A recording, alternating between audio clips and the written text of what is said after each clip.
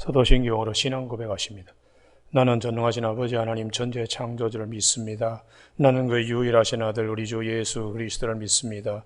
그는 성령으로 잉태되어 동정녀 마리아에게서 나시고 본디오 빌라도에게 고난을 받아 십자가에 못 박혀 죽으시고 장서된 지 사흘 만에 죽은 자 가운데서 다시 살아나셨으며 하늘에 오르시어 전능하신 아버지 하나님 우편에 앉아 계시다가 거기로부터 살아있는 자와 죽은 자를 심판하러 오십니다. 나는 성령을 믿으며 거룩한 공교회와 성도의 교제와 죄를 용서받는 것과 몸의 부활과 영생을 믿습니다. 아멘. 오늘 아침 하나님께서 우리 모두에게 주시는 생명의 말씀은 누가복음 18장 9절에서 14절까지 말씀입니다. 한 절씩 교독하시겠습니다. 누가복음 18장 9절. 또 자기를 의롭다고 믿고 다른 사람을 멸시하는 자들에게 이 비유로 말씀하시되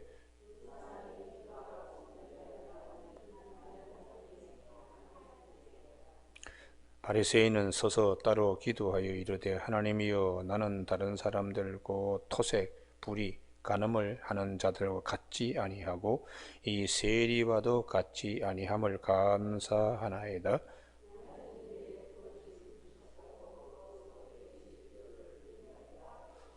세리는 멀리 서서 감히 눈을 들어 하늘을 쳐다보지도 못하고 다만 가슴을 치며 이르되 하나님이여 불쌍히 여기소서 나는 죄인으로소이다 하였느니라.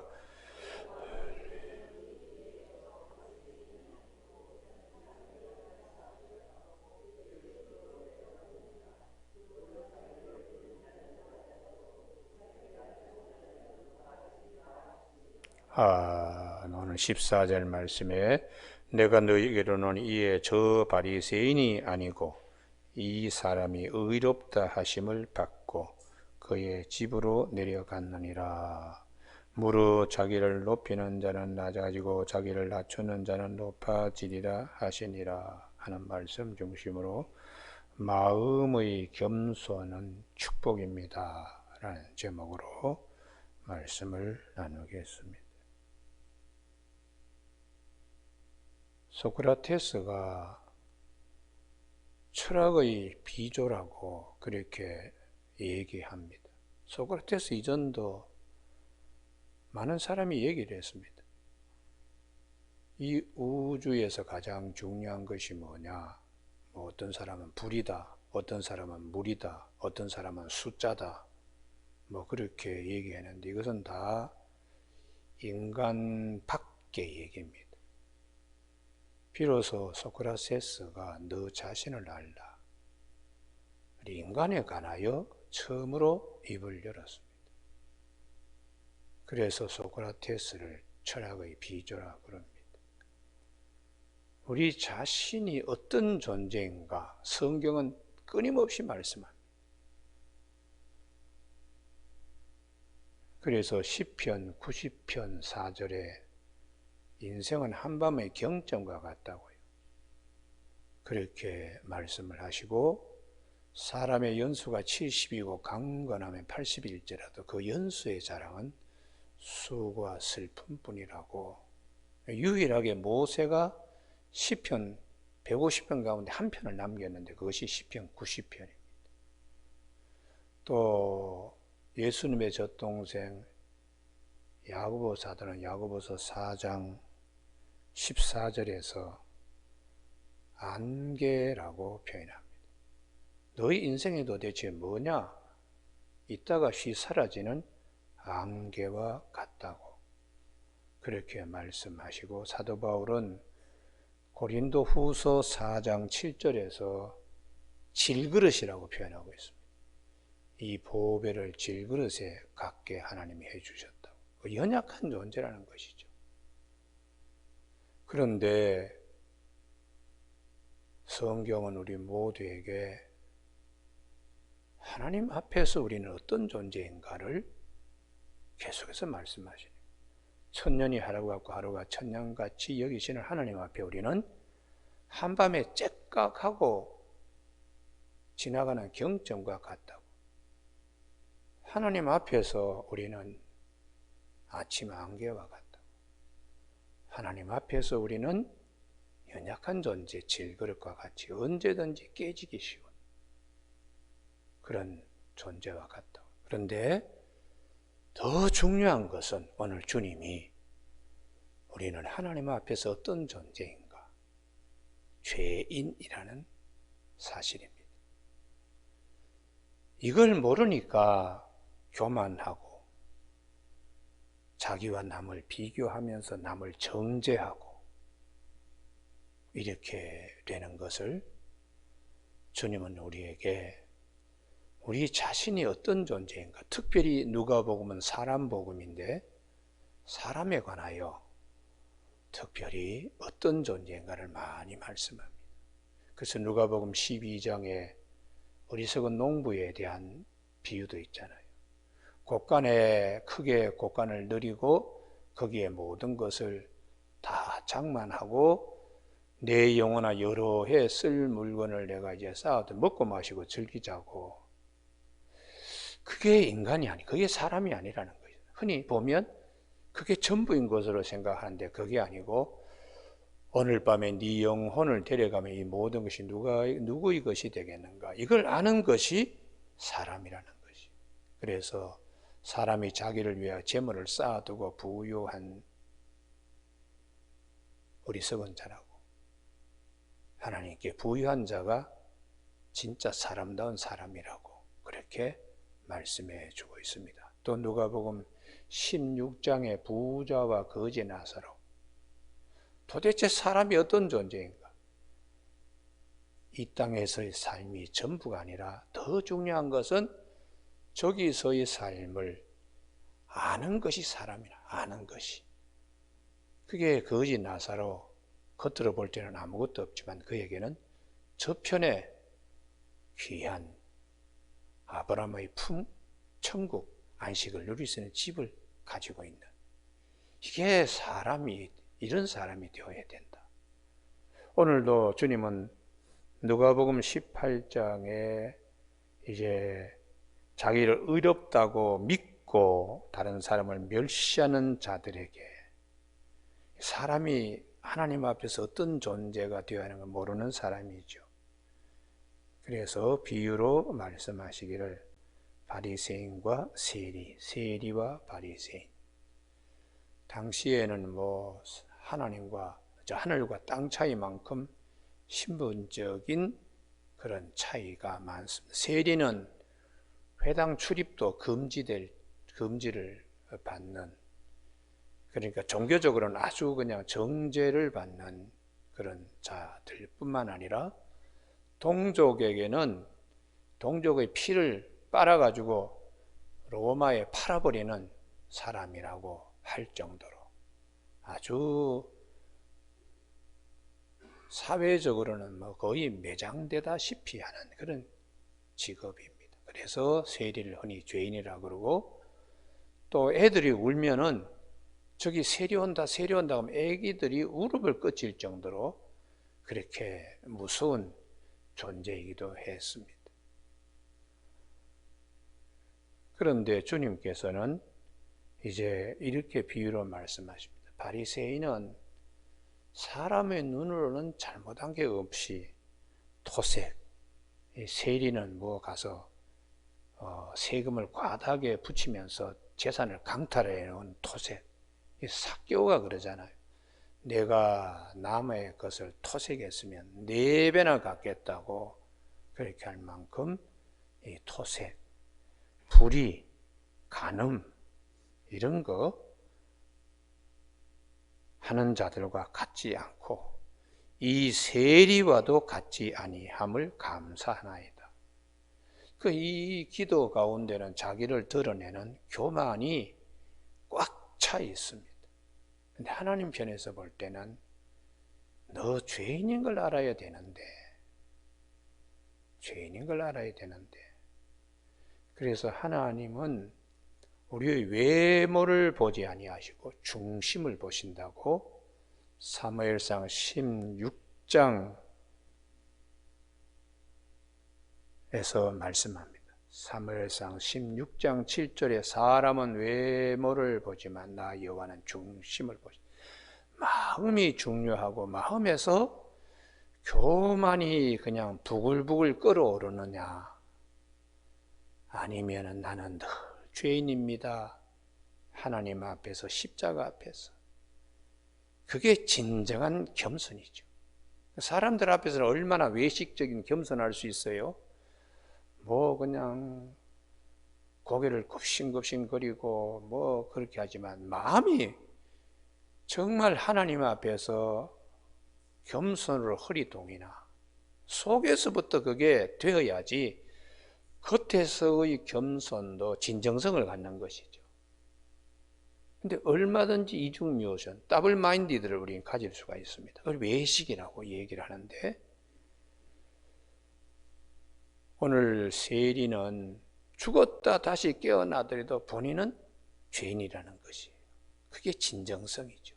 하나님께서 우리의 중심을 보시기 때문에 주님은 오셔서 계속해서 외모에 대한 말씀이 아니라 중심에 대한 말씀을 많이 하십니다. 그러므로 우리가 마음 관리를 잘하고 마음을 잘 다듬고 마음을 성숙하게 하는 것은 축복입니다. 할렐루야.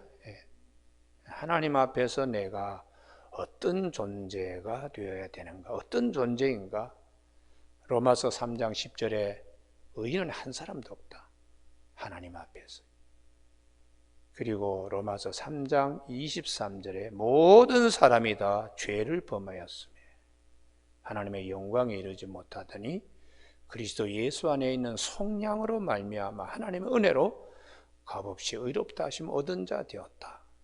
로마서 5장 8절, 우리가 아직 죄인 되었을 때에, 로마서 5장 17절에 한 사람의 범죄함으로 사망이 우리에게 들어왔다. 첫 번째 아담의 후예이기 때문에 우리는 죄의 굴레와 사망에서 벗어날 수가 없는데, 둘째 아담이신 예수님이 오셔서 순종하심으로 우리에게 생명 안에서 왕노릇하도록, 그러니까 선과 악을 판단하는 나무 앞에서 절대로 따먹지 말라. 판단의 주체는 하나님이시니까 너는 판단하지 말라.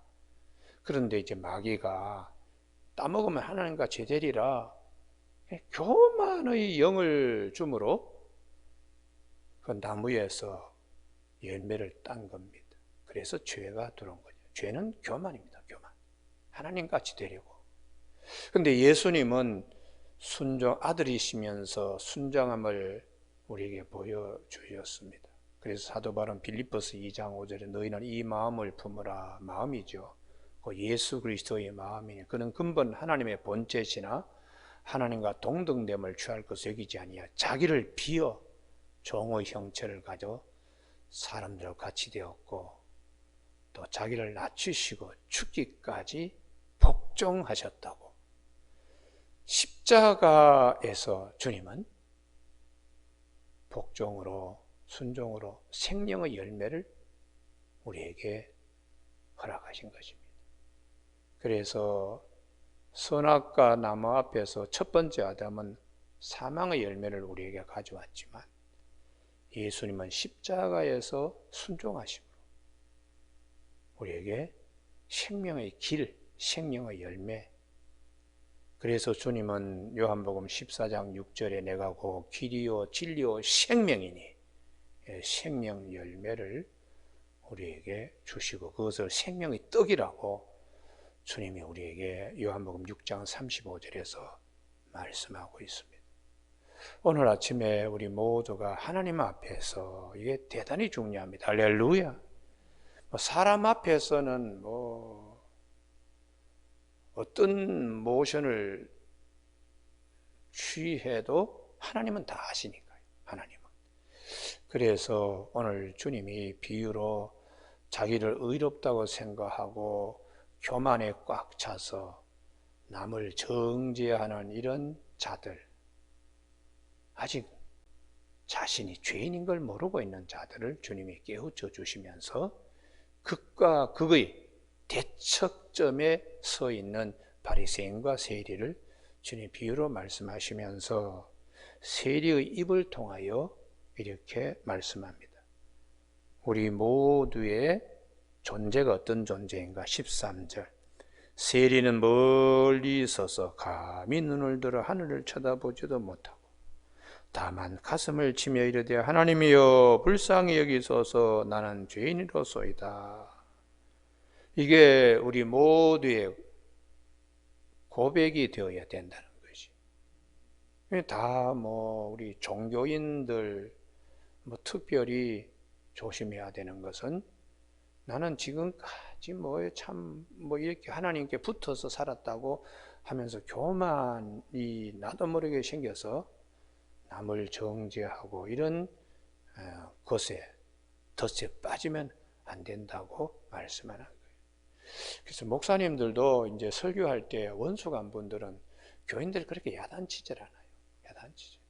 야단치는 것은 자기가 교사이기 때문에 학생들 야단칠지 모르지만 야단치는 것보다는 격려하고 진리가 무엇인가를 함께 들어가서 우리가 보는 것이 중요합니다. 할렐루야. 예.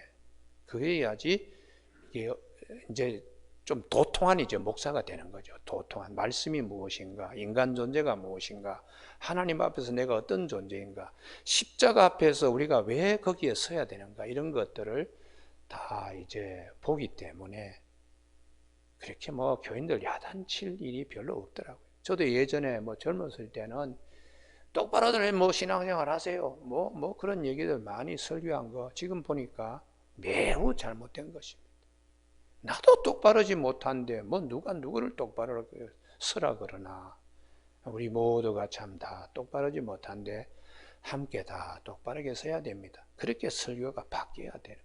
바뀌어야 되는 겁니다. 여러분 오늘 아침 우리 모두는 죄인이다.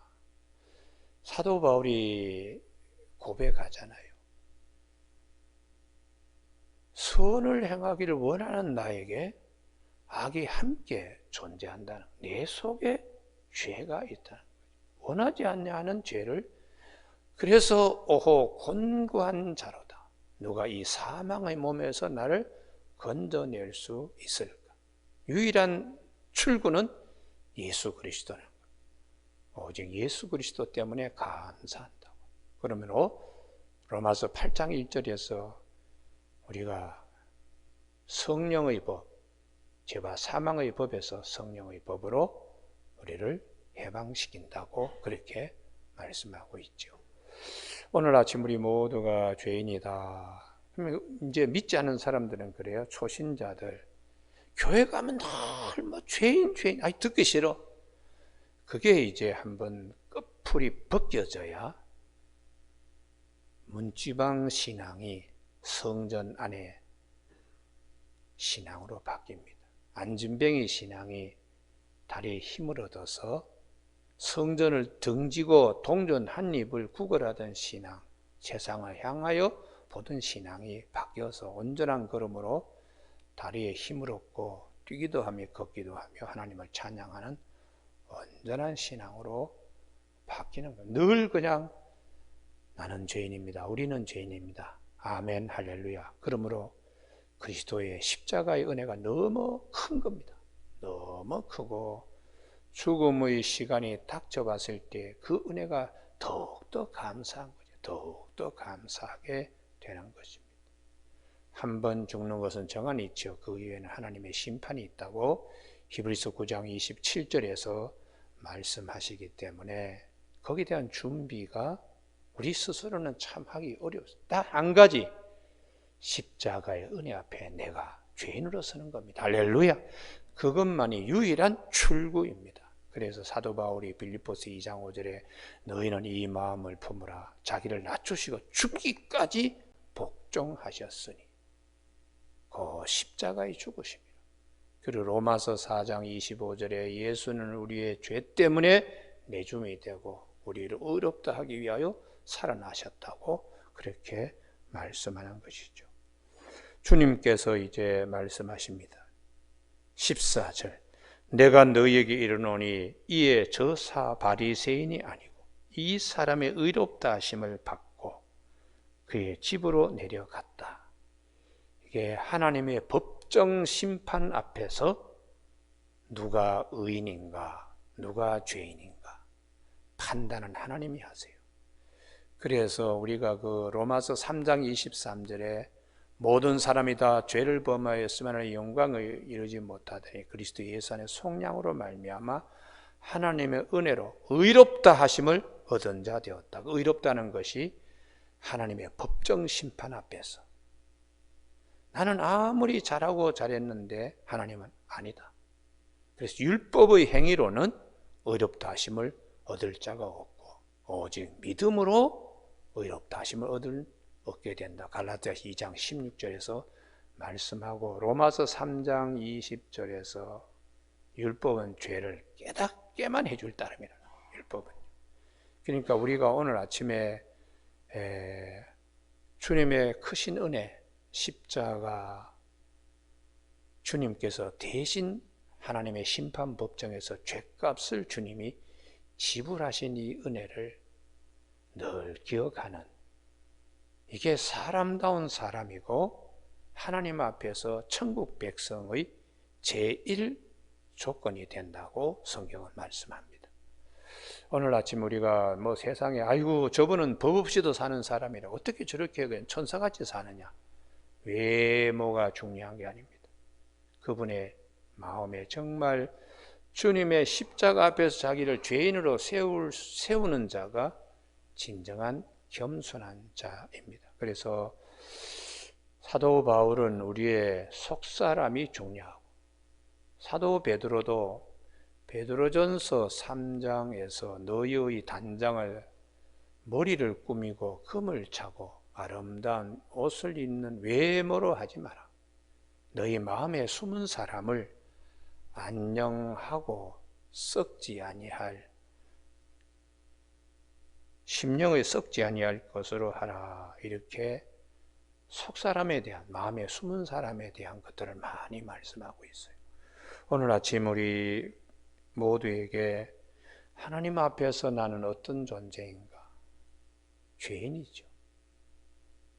그러나 또 한편으로 하나님 앞에서 사랑받는 존재인 것은 예수 그리스도 안에 들어가 있기 때문에 사랑받는 존재입니다. 할렐루야.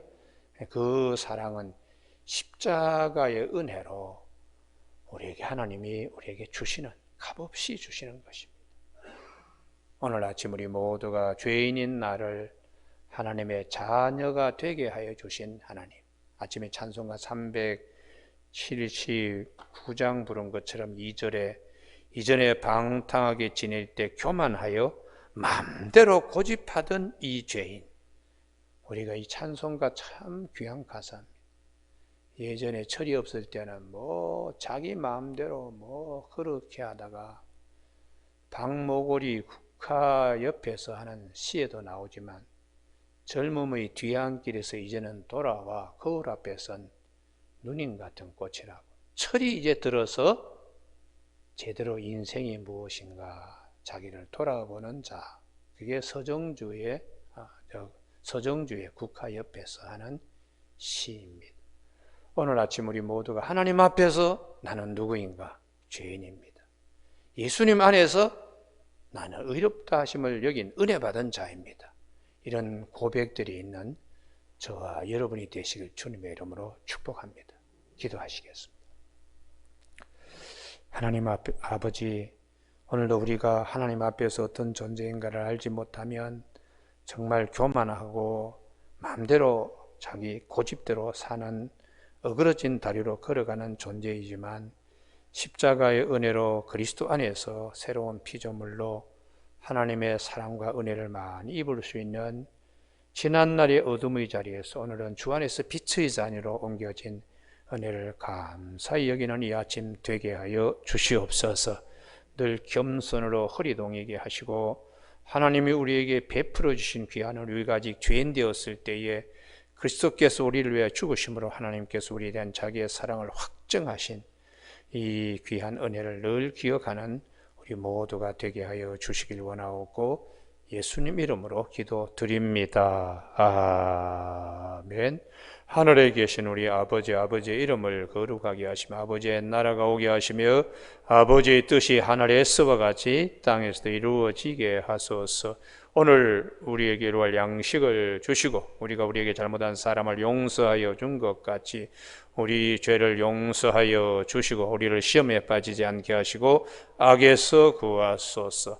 나라와 권능과 영광이 영원히 아버지의 것입니다. 아멘.